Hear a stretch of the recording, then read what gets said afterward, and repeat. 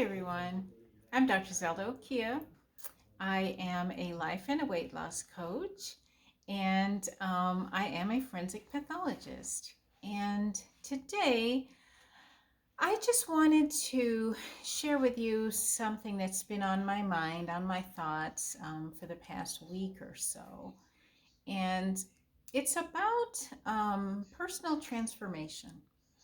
And I want to read to you some of the things that I've written about this topic, just for clarification's sake, and maybe to get some discussion about what you all think about personal transformation.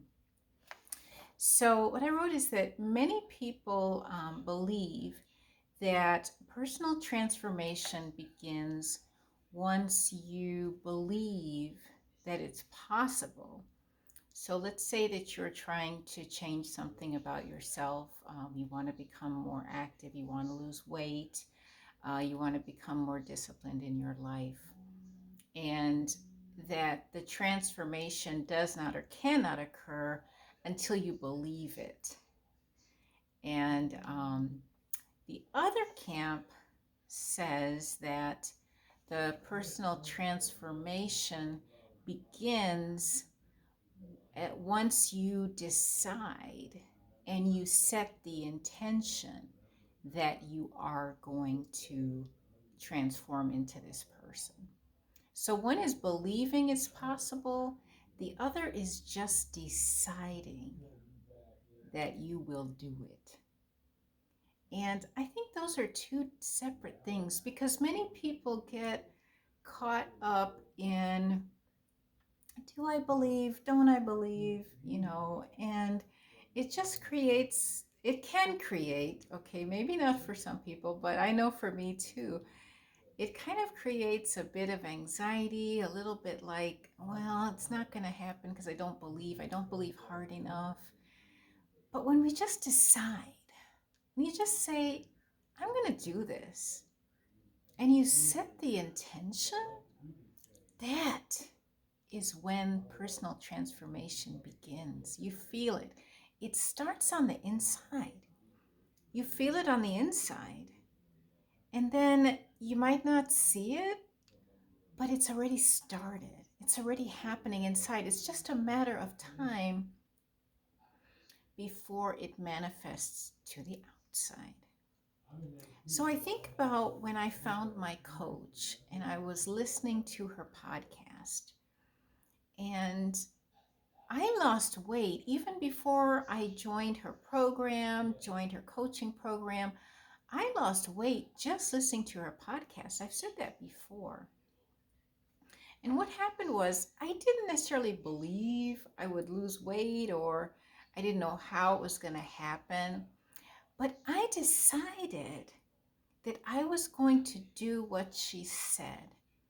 And I said, let me see what happens. But I decided that I was going to do it. I was going to do what she said to lose weight. And I lost weight.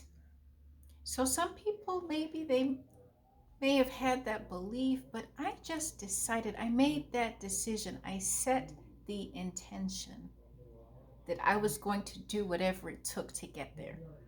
So I sometimes use the analogy of, if I get on an airplane and I'm going to California, I'm not going to get off the airplane in Arizona, Wyoming, um, Missouri, and say, why aren't I in California?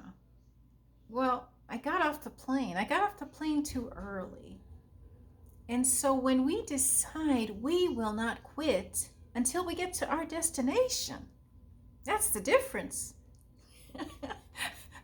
We are going to stay on until we get to our destination. The other thing that I sometimes use is the analogy of when you get married. When you get married and you say your vows, forsaking all others, you decide at that time that you're not going to date, you're not going to get into any kind of significant relationship with somebody of the opposite sex that you are attracted to because you decided ahead of time that you were going to be faithful.